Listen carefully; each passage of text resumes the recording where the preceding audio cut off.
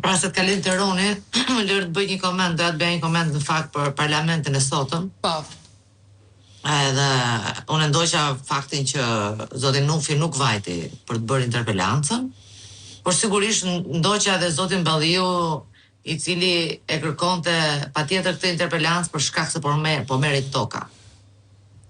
Të gjitha VKM-t që ka bërë Edi Rama për Kajon, se nuk është 1, nuk është 2, nuk është 3, janë 4-5 VKM të kompanive që do krijohen. Të gjitha tokë marrin. Pra nuk është vetëm një që merr, por për thelbi dhe problemi nuk qëndron te toka. Sepse është tokë që do merr, do ndërtohet një fabrika, do ndërtohet një kapanon që është këtu. Pra një qeveri tjetër e administron ndryshe atë tokën dhe marrëdhënien. Shqetësimi më i madh që do të ngre opozita, dhe unë mendoj që do ta ngre shumë fort opozita, dhe nuk do të mjaftohen të këto interpelancë, por do të kërkojnë të gjithë dokumentacionin urgjent, të gjithë dokumentacionin, të analizojnë të gjithë dokumentacionin janë të mënyrave se si janë lidhur këto kontrata. Për pjesën e kompanive që ka Roni Efet, sepse duke bërë edhe një background të veprime ligjore që ka kryer Rama dhe të asaj që ka kërkohet nga këto VKM që të plotësoj kompania që lidh kontratën, aty kupton ti dhe sa mik dhe sa shok dhe sa xhan apo sa i vlefshëm mund të jesh ti për Edi Ramën për të kaluar mbas te pjesa e udhëtimeve dhe e përfitimeve. Do të kuptoj një gjë që ai ka 2 kontrata, pra ka 2 kompani me Kajon Ronefet. Një e ka për të prodhuar këto automjetet e blinduara të shotën e famshme të pa certifikuar kërkund. Që nuk ishte prodhuar, po ishte thjesht një asemblim, pra ne nuk kemi prodhim. Timaku i asaj vajzës që erdhi nga Turqia, me atë prestanomen tjetër nuk bënte prodhim. Të gjitha tenderet që ka fituar ajo zonja në Shqipëri me Timakun, janë të gjitha tendera që janë dhënë nga institucione shtetërore, por janë dhënë për kompani, për mjete, zjarfikse, ambulanca, të cilat nuk janë prodhuar në Shqipëri. Në rastin më të mirë ka prodhu baba asaj në Turqi. Këtu kanë thjesht montim, prandaj nuk ka as punonjës, as teknologjinë e ngritur. Por me këtë VKM e parë, që ky zotëria do me gjithë Kajon do ndërtojnë automjetet blinduara në Shqipëri të pajisura me teknologjinë e fundit, kjo kompania duhet investonte 15 milionë euro në 3 vite. 15 milionë euro nuk i ka faturim Timaku. Ndërsa kompania e dytë e krijuar është për prodhimin e armëve të kalibrit vogël dhe të mesëm dhe të dronëve. Pra ato dronet që thotë Rama, do ta ruajmë ne kur na vin NATO-a me dronet tonë që do bëjmë namin, drejt ndërtoi Roni.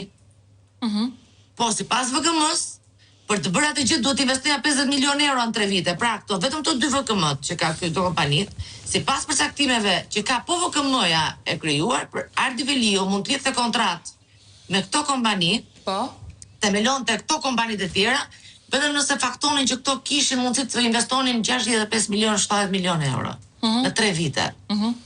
U i ka.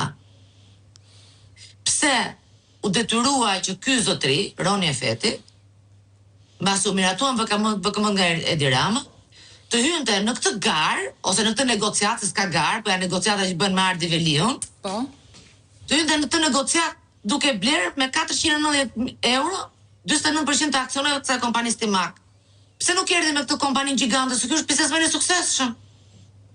Ka kompani në Amerikë, ka bërë investime në Senegal, thot në Itali, kanë bërë investime, thot kanë bërë në Izrael. Pse nuk hyrën me këtë kompaninë e tij, të ndërkombëtaren, këtë kompaninë me të cilën bën edhe kontrata në emër të një shteti antar të NATO-s. Që ka një javë Edi Rama nuk i përgjigjet Belind Kolliçit e thotë jemi ne ai shteti? Për kë shtet ka negociuar Roni Efeti, ka firmos $5 milionë, ku do ja sjelli këtë sistem? Pra, që të kuptojmë ç'a ndodh, pra ç'a është Roni, do të kuptojmë çfarë veprimesh ligjore bën këta. Pra këta bëjnë, ndërtojnë Kajon, bëjnë ca VKM, që Kajo të krijojë shoqëri me ca partner të nderuar.